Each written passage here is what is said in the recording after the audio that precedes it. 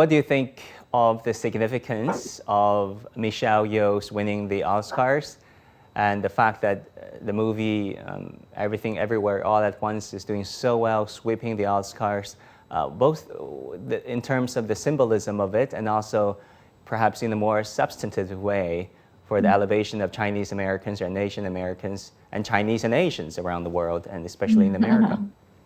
That's a great question. I think that symbolically it's very important because Asians have never won until now. Michelle Yeoh is actually only the second woman of color to win this honor. And so I think that symbolically it's very important to say we won't be invisible anymore. You know, Asians are stereotyped as the perpetual foreigners, just visible in American society. And so the symbolism of it is very powerful.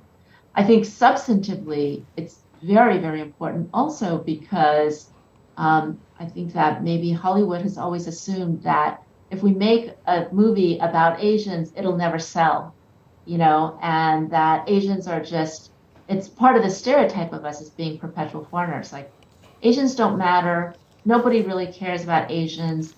It's too big of a financial risk to invest in movies about Asians. And what this shows is that Asian-themed movies can be very commercially successful. So I think the substance of this is also very important.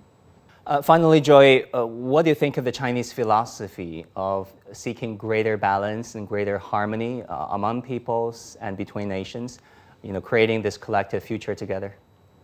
Greater prosperity, greater harmony is something that I think is very important. I mean, at the end of the day, there are things that divide us, there are cultural differences, but we're all people, right? And I think that there is much more that we have in common as humans on Earth than there are things that divide us.